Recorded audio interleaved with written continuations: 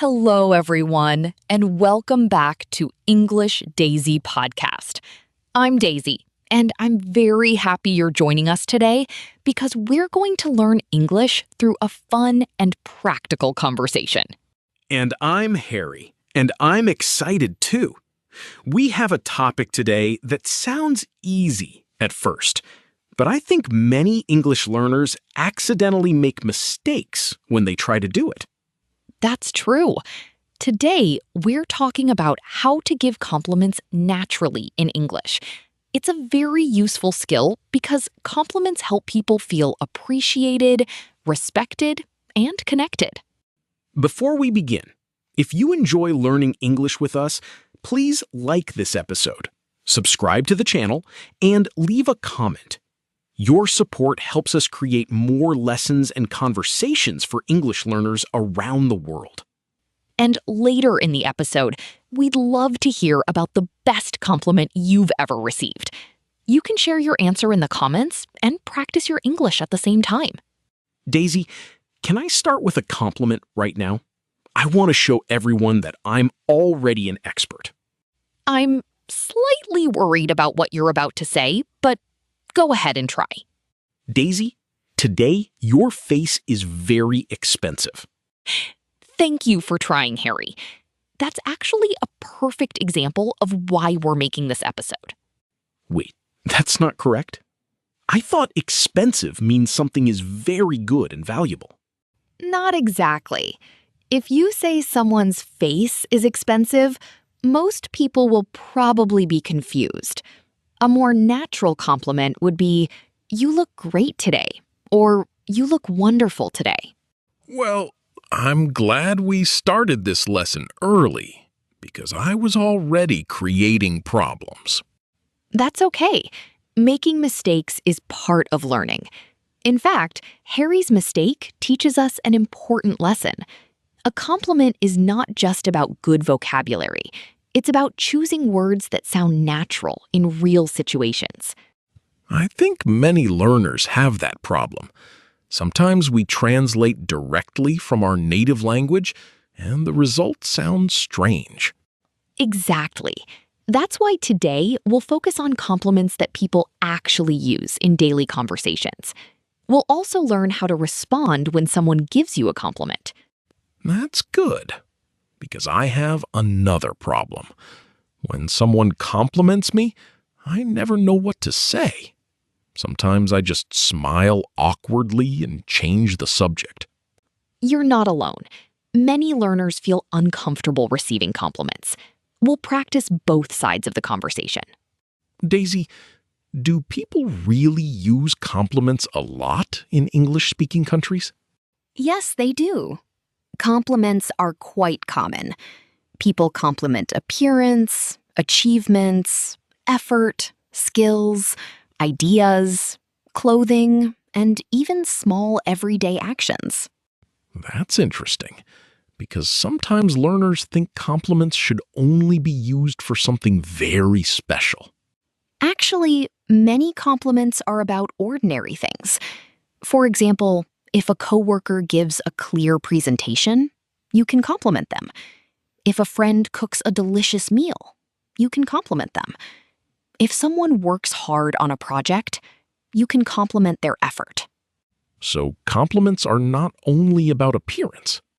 Absolutely not.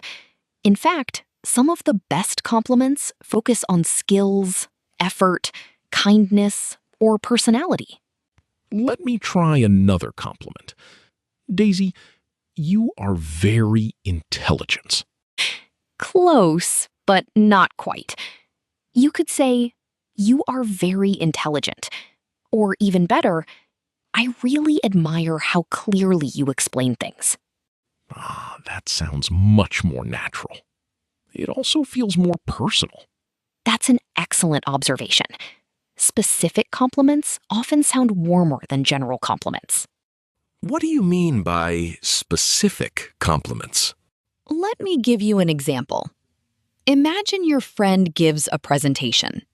You could say, "Good job." That's nice, but it's quite general. And what would be the specific version? You could say, "You explained that topic very clearly. I really enjoyed your presentation." Now the person knows exactly what you appreciated. That makes sense. It feels more sincere because you're talking about a real detail. Exactly. People usually appreciate compliments more when they sound genuine and specific. I think many learners will find that useful. Sometimes we learn phrases, but we don't know when to use them. That's why context is important. Let's start with one of the most common compliment patterns in English. Great. I have my notebook ready, and this time I'll try not to make my compliments too expensive. That's probably a good idea. I'm serious. I don't want people looking confused every time I try to be nice. Here's our first useful pattern.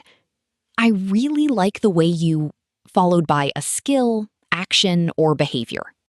Can you give us some examples? Of course. You can say, "I really like the way you explain things." Or, "I really like the way you handled that situation." Those sound natural and practical. I can imagine hearing them at work. Exactly. They're useful in both professional and personal situations. Let me try one. Daisy, I really like the way you teach English.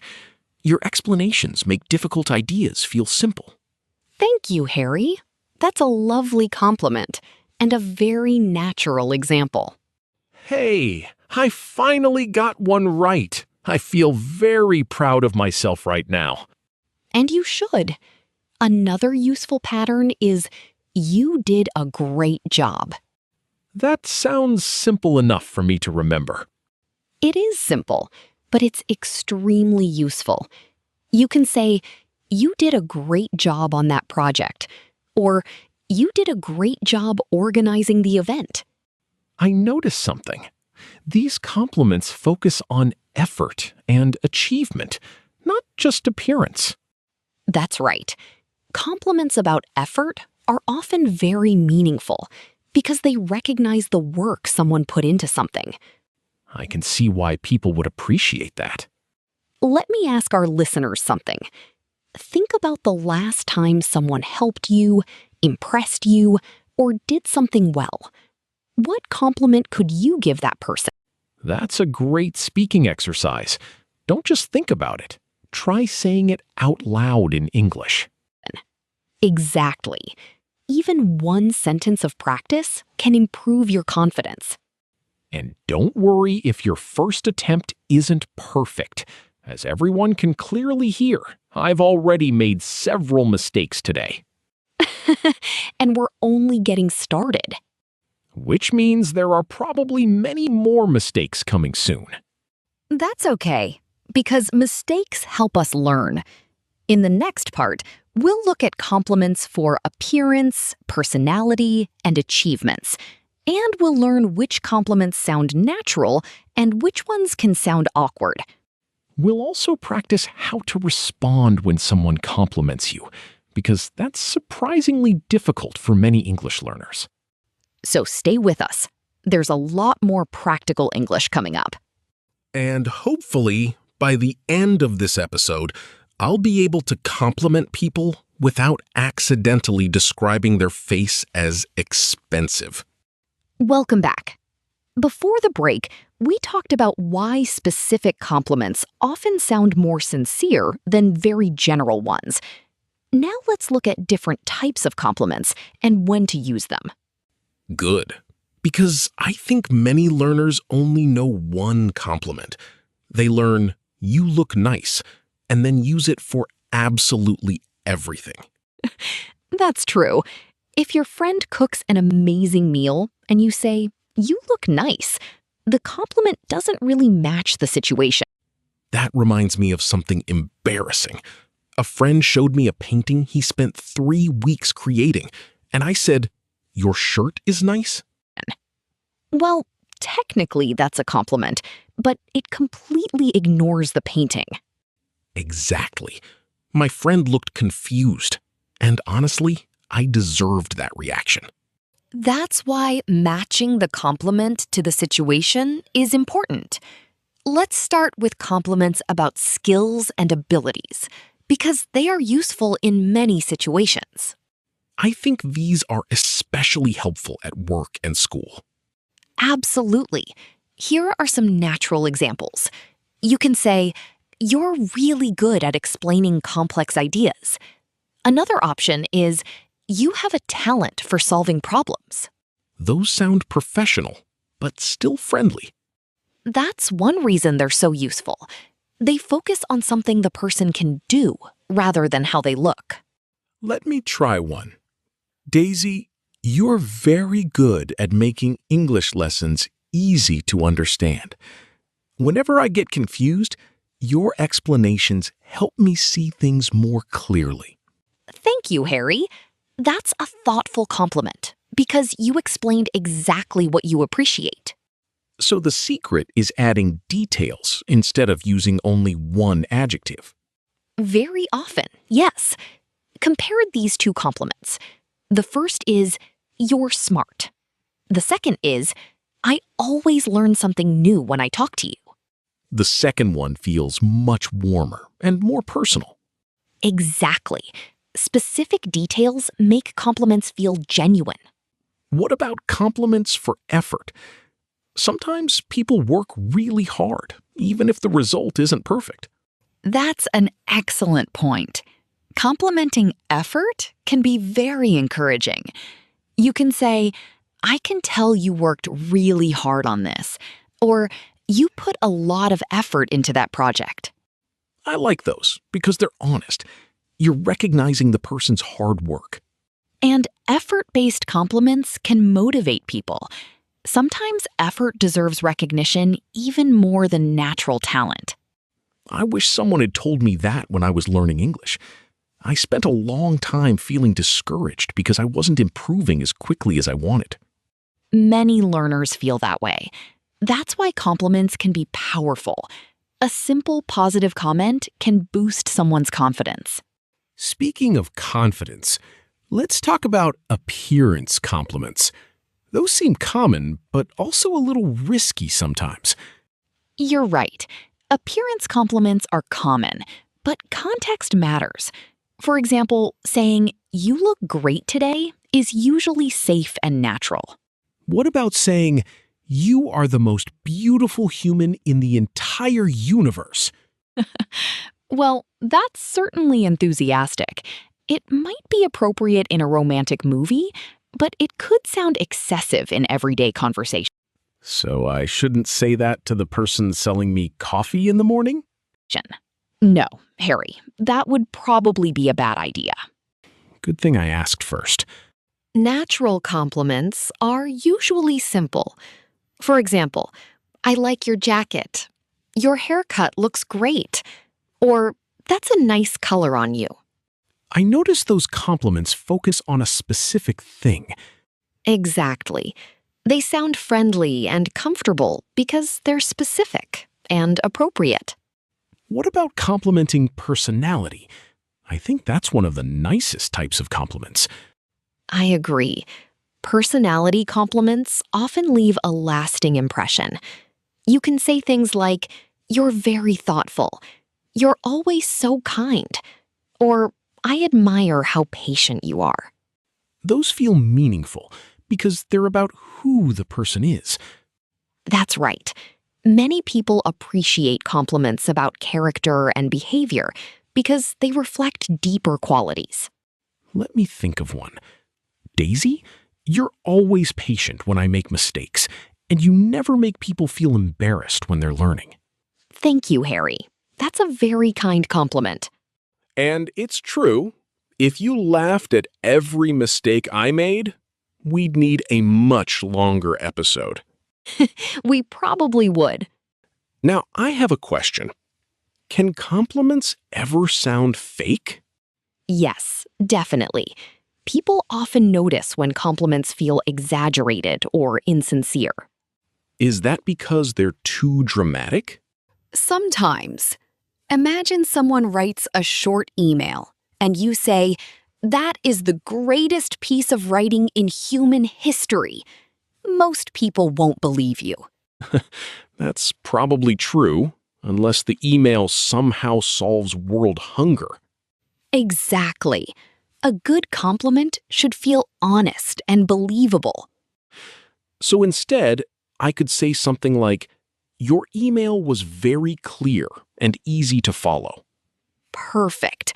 That's specific, realistic, and useful. I think learners often worry about using advanced vocabulary, but these examples show that simple English works very well. That's an important lesson. Natural English is usually simple English. You don't need complicated words to give a meaningful compliment. Let's give our listeners a quick speaking challenge. Great idea. Think of a friend, coworker, teacher, or family member. Choose one thing you genuinely appreciate about that person. Now create a compliment using one of today's patterns. Try saying it aloud in English. Don't just read it in your head. You can use patterns like, I really like the way you, or you're really good at, or I admire how. If you're listening while walking, driving, or doing chores, pause for a moment and try it. Speaking out loud is one of the best ways to build confidence. In the next part, we're going to look at a challenge many learners face. We'll learn how to respond naturally when someone gives you a compliment. And knowing me, I'll probably find a creative way to respond incorrectly first. I have absolutely no doubt about that. Excellent. I'm glad we're keeping our traditions alive. Welcome back. So far, we've learned how to give natural compliments, and we've seen that specific compliments usually sound more sincere. Now, let's talk about something many English learners find surprisingly difficult: how to respond when someone compliments you. I definitely struggle with that. When somebody compliments me, my brain suddenly stops working. You're not alone. Many people feel uncomfortable receiving compliments, especially if they're not used to them. My usual response is something like, no, everything is terrible, and I'm terrible too. While that response is dramatic, many learners do something similar. They reject the compliment completely. Isn't that being humble? It might feel humble, but in English-speaking cultures, repeatedly rejecting a compliment can sometimes sound awkward. The other person is trying to say something kind. So, what's the easiest response? The easiest and most natural response is simply, thank you. That's it? Very often, yes. People sometimes think they need a long response, but thank you works perfectly in many situations. I think learners often overcomplicate things. That's true. Let's look at some examples. Okay, I'm ready. Imagine I say, Harry, you did a great job on your presentation. My response would probably be, no, it was horrible. It was the worst presentation in human history. That's exactly what we're trying to avoid. I knew that was wrong before I finished saying it. A better response would be, thank you. I worked hard on it. That's polite, natural, and confident. That sounds much better. You're accepting the compliment without sounding arrogant. Exactly. Accepting a compliment does not mean you're being arrogant. You're simply acknowledging the other person's kindness. That's an important lesson. Many learners confuse confidence with arrogance. Very true. Here's another example. Harry, I really like the way you explained that idea. I could say, thank you. I'm glad it was easy to understand. Perfect. That's a natural conversation. So we don't need complicated grammar or advanced vocabulary. Not at all. In fact, simple responses often sound the most natural. What are some other useful responses? Here are a few common ones. Thank you. That's very kind of you. Thank you. I appreciate that. That means a lot. I'm glad you think so. I hear that means a lot quite often. Yes, especially when the compliment feels meaningful or personal. Let me try one. Go ahead. Daisy, your podcast episodes are always helpful and easy to follow. Thank you. That means a lot. We work hard to make English learning practical and enjoyable. That sounds very natural. Because it's a genuine response. I have another question. Is it okay to return a compliment immediately? Sometimes, yes, but it should feel genuine. Can you give an example? Imagine I say, Harry, you did a great job today. Then I immediately say, you did a great job too. That can sometimes sound automatic rather than sincere. Like I'm saying it only because you complimented me first. Exactly. A better approach is to accept the compliment first. Then, if you genuinely want to compliment the other person, do it naturally later in the conversation. That makes sense.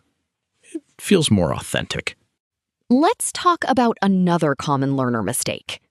I feel like I'm about to become an example again. That's usually a safe assumption. Fair enough. Some learners use compliments that are too direct or too personal when they don't know the other person well. Can you explain that? For example, if you've just met someone in a professional setting, it's usually safer to compliment their work, ideas, presentation, or skills rather than making very personal comments.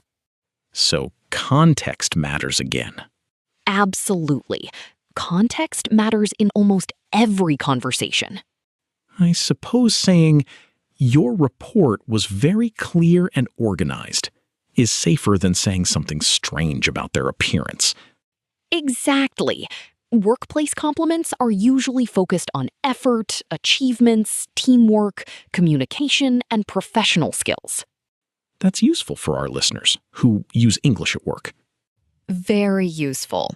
Here are some examples. Your presentation was very clear. You handled that meeting really well. I was impressed by your attention to detail.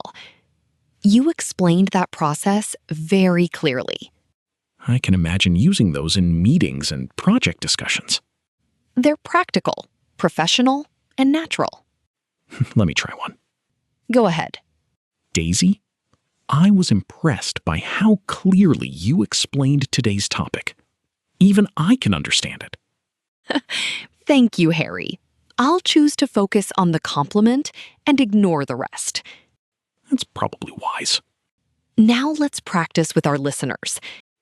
This is a good opportunity to speak out loud. Imagine your friend spent several hours preparing a meal for a family gathering. What compliment could you give them?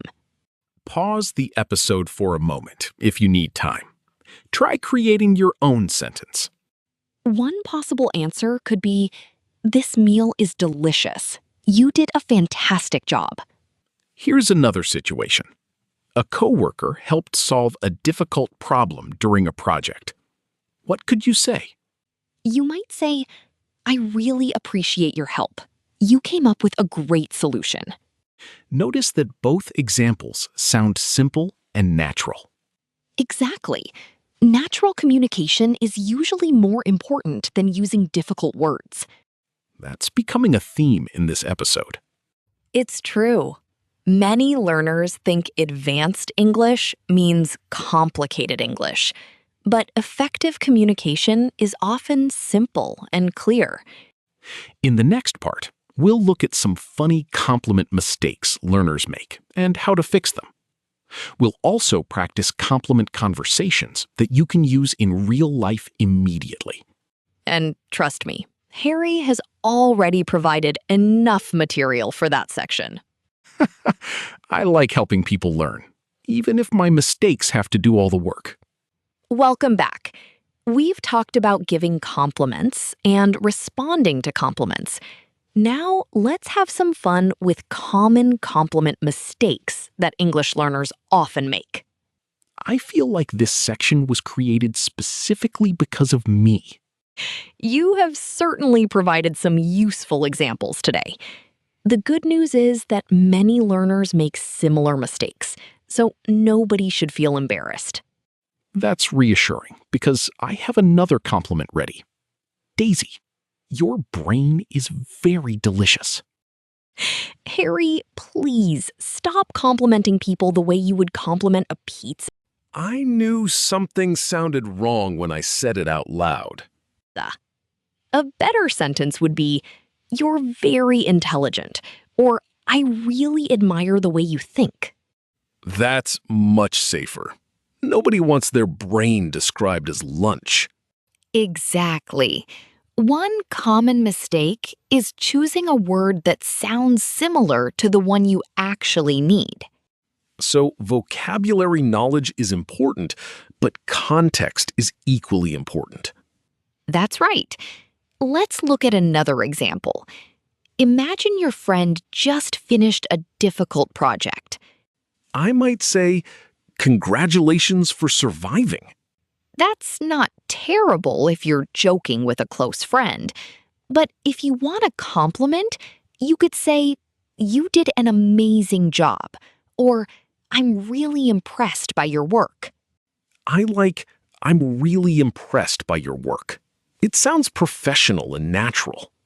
It's a very useful phrase. You'll hear it often in workplaces and academic settings. Sometimes learners also use compliments that are too strong. That's true. Imagine a coworker writes a good report, and you say, "This report has changed my entire life forever for..." That sounds like the report cured a disease or invented a new technology.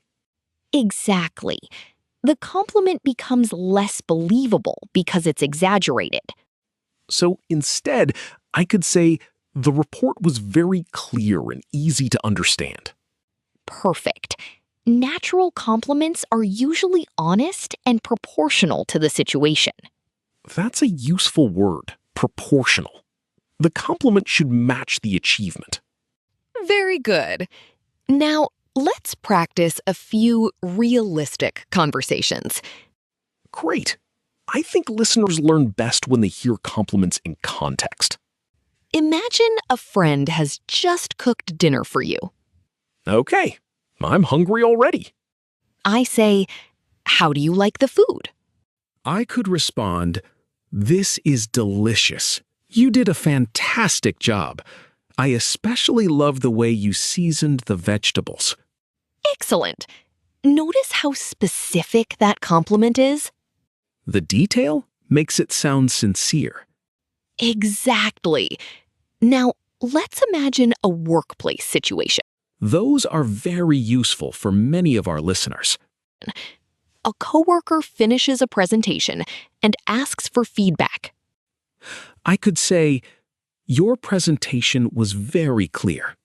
I especially liked the examples because they made the topic easy to understand." Perfect. That's constructive, specific, and professional. I notice we're not using fancy vocabulary.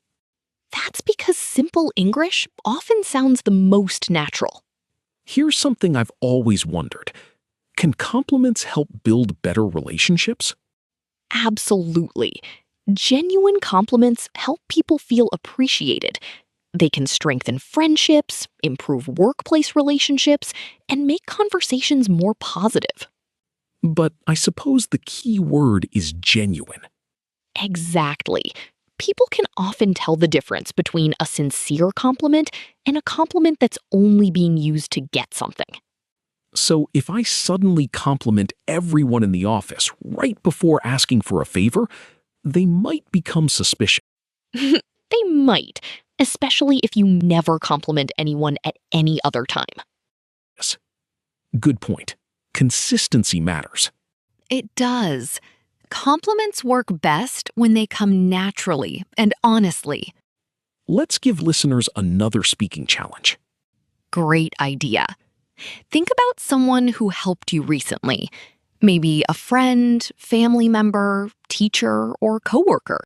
Now, create a compliment that includes a specific detail. Try not to use only good or nice. For example, you could say, "Thank you for helping me with that problem. Your explanation made everything much easier to understand." Or you could say, "I appreciate your help today. You were very patient when I had questions." Excellent examples. Those are compliments that people genuinely enjoy hearing. I think we've learned something important today. A good compliment isn't about impressive vocabulary. It's about noticing something meaningful and expressing it clearly. That's a wonderful summary, Harry. Thank you. Please do not tell me my summary was delicious. I promise I won't. That's probably the nicest thing you've said to me all day. In the final part of our episode, we'll focus on real-life speaking practice. We'll help listeners create their own compliments, respond naturally, and build confidence using everything we've learned so far. We'll also review the most useful expressions from today's conversation, so you can start using them immediately in real life. So stay with us. The most practical part of the episode is coming next. And I will do my best to avoid creating any more dangerous compliments before we finish. Welcome to the final part of today's episode. We've learned how to give compliments naturally, how to respond to compliments, and how to avoid some common mistakes. And I've generously demonstrated many of those mistakes for our listeners. You're welcome, everyone. Your contributions have certainly been memorable.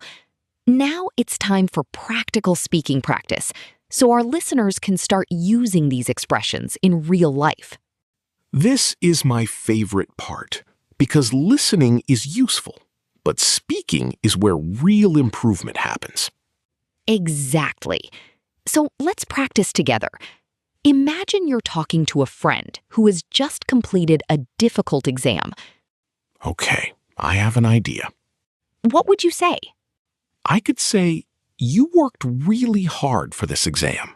You should be proud of yourself." Excellent. That's natural, encouraging, and specific to the situation. I notice we're focusing on effort again. That's because effort-based compliments are useful in many situations. They also tend to sound sincere. Let's try another situation. Imagine your coworker gives an excellent presentation. I could say, "Your presentation was very clear. The examples helped everyone understand the topic." Perfect. That's exactly the kind of compliment professionals use in real workplaces. Let's make it a little harder. Good idea. Imagine your friend is learning English and is nervous about speaking. I could tell them, "Your English has improved a lot. I can see how much effort you've put into practicing." That's wonderful. It recognizes both progress and effort.